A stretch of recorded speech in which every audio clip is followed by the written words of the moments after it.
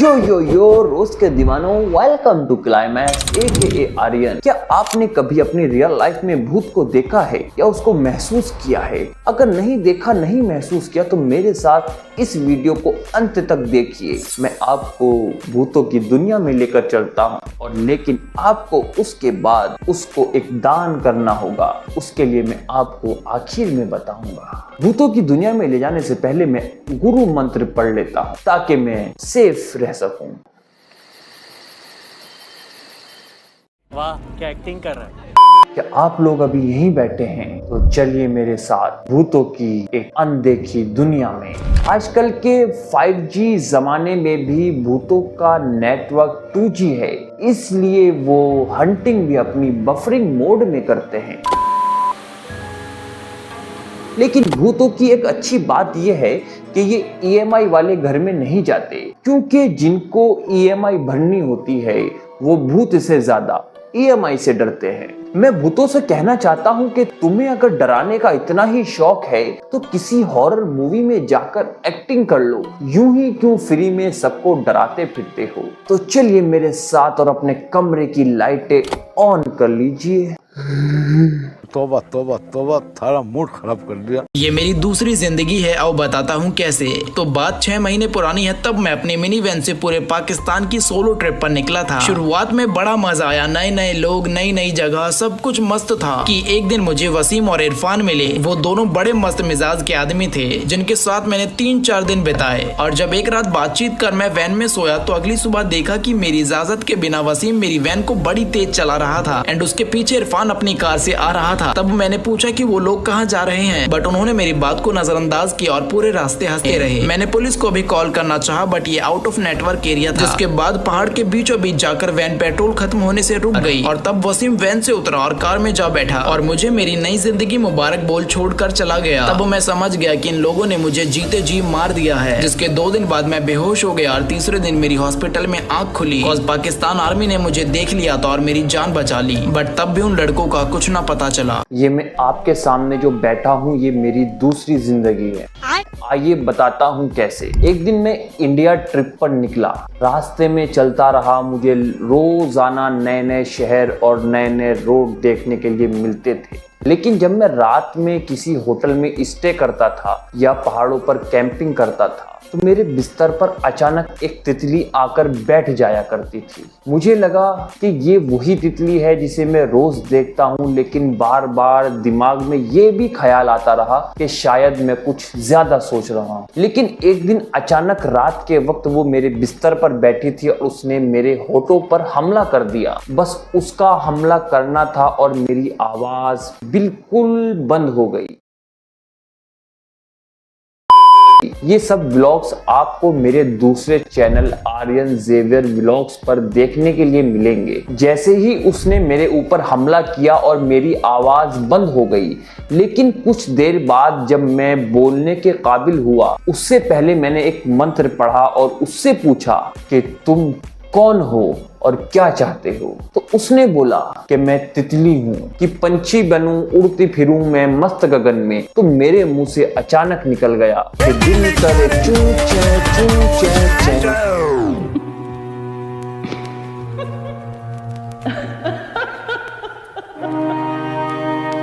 एक दिन अकेले मैंने इसी तरह कश्मीर के अंदर नाइट ट्रैक पर जाने का फैसला किया, लेकिन वो रात मेरी जिंदगी का सबसे भयानक डिसीजन। रात के 1 बजे जब मैंने 15 किलोमीटर का ट्रैक कंप्लीट किया तो वहां पर भयानक अंधेरा और छोटे छोटे कीड़े मकोड़ों की आवाज मेरे कानों में गूंज रही थी। मैं अकेले डरते डरते एक एक कदम आगे बढ़ा रहा था, लेकिन अचानक मुझे फिर से वही तितली दिखी और उसके पास इंद्रधनुष था। उसने मेरे ऊपर हमला किया तो मेरे मुंह से निकला, पंछी बनूं, उड़ता फिरूं मैं मस्त गगन में, और मैं बेहोश हो गया। जैसे ही मैं उठा तो मेरे कानों में मेरी ही आवाज सुनाई दे रही थी और मैं जोर जोर से चिल्ला चिल्ला कर बोल रहा था, दिल करे चू चे चू चे चे।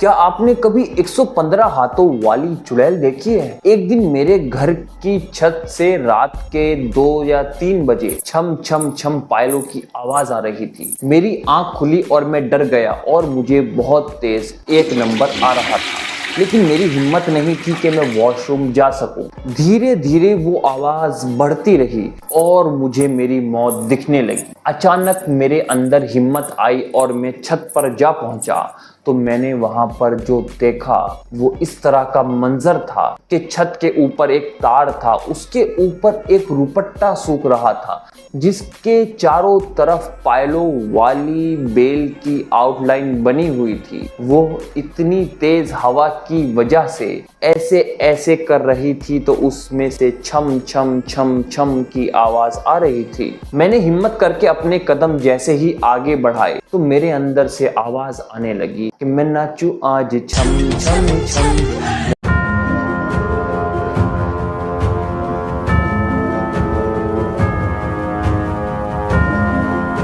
एक दिन मैं कश्मीर के श्रीनगर डल लेक के सामने व्लॉग्स बना रहा था।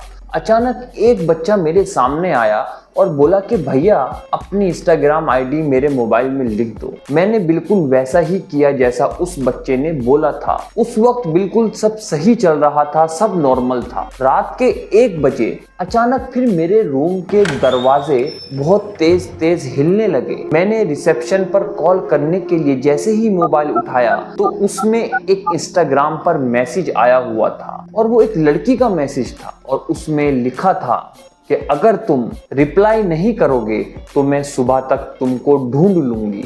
फिर मैंने डरते हुए उसको रिप्लाई किया कि आप कौन, आपको मेरी आईडी कहाँ से मिली? तो उसने बहुत लंबा पैराग्राफ 1 सेकंड में लिखकर मुझे भेज दिया और उसकी आखिरी लाइन ये थी कि मैंने खुद आकर तुमसे तुम्हारी आज आईडी ली थी। मैं अपने दिमाग में सोचने लगा कि वो तो एक छोटा बच्चा था और वो एक लड़का था, ये एक लड़की की आवाज तो नहीं है इसमें, लेकिन एक लड़की के नाम से आईडी है। तो मैंने उससे कहा कि तुम भैया मेरे साथ प्रैंक कर रहे हो, तुम मजे ले रहे हो, सच बताओ तुम कौन हो? तो उधर से 1 मिनट की वॉइस नोट रिकॉर्ड करके मैसेज आया कि तुम्हें एक बंधन में बंधना पड़ेगा। तो मैंने पूछा कि कौन सा बंधन? तो वो बोली कि हैप्पी रक्षाबंधन।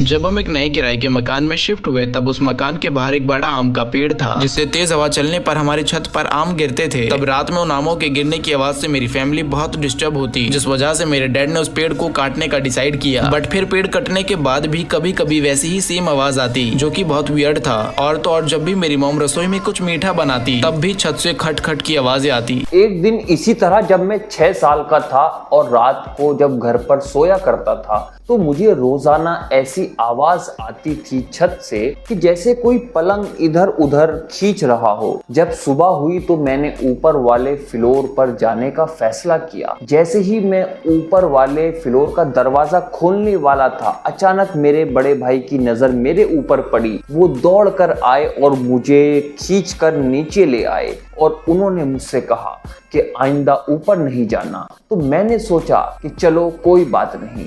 रात का वक्त फिर आया और मैं फिर सोने के लिए लेटा तो वही आवाज बहुत तेज तेज मेरे कानों में आने लगी। मैं उठा और मैंने बाहर हॉल में देखा तो मेरे फादर साहब वहां पर कॉफी एंजॉय कर रहे थे।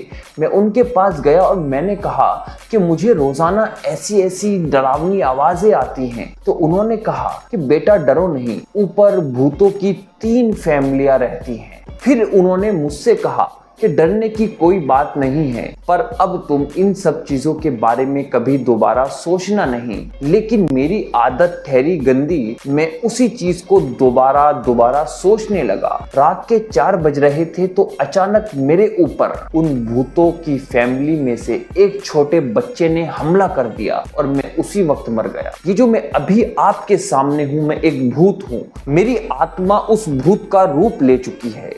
याद रखना, अगर तुमने मेरे चैनल को सब्सक्राइब नहीं किया तो मैं रात को आकर तुम्हारा खून पी लूंगा, बिल्कुल उसी तरह।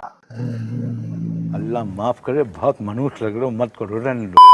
आपने ऐसी आदमी नहीं देखा होगा। इस आदमी को रूबिक क्यूब इतना पसंद है कि इसने अपने सर को ही सर्जरी करके रूबिक क्यूब में बदल लिया। एक दिन वो सबवे पकड़ के घर वापस जाने वाला था, लेकिन वो बहुत जल्दी आ चुका था। उसके पास बहुत टाइम था, इसलिए वो अपने सर के साथ खेलना शुरू करता है। ऐसी अजीब चीज किसी ने नहीं देखा होगा। ये क्लीनर उसकी ये कान देख के हैरान हो गई। ट्रेन में सफर करते हुए सभी के सभी पैसेंजर उसे देखकर शॉक हो गया। आदमी इसे देखकर थोड़ा नर्वस हो गया और अपनी दाढ़ी को छूने लगा। ये छोटी सी लड़की उसे मजे से देख रही थी। आदमी थोड़ी घबराए हुआ लग रहा था, इसीलिए वो एक बोतल को निकालती है और उसे घटाघट पी जाती है, वो भी अपने सर से। अब वो पूरी तरह से तैयार हो चुका था और धीरे धीरे अपने सर को सही तरीके से मिलाने में सफल हो जाता है। I love Rubik's cube. अब मैं कल को अपना दिमाग घुटनों में डालकर I will turn my head into Rubik's cube, but actually he is robot, not human, because robot का दिमाग human के पास होता है। वरना फिर तो ऐसा होने लगेगा कि सब लोग निकलेंगे और अपना दिमाग, कभी अपना चेहरा आगे कर लेंगे।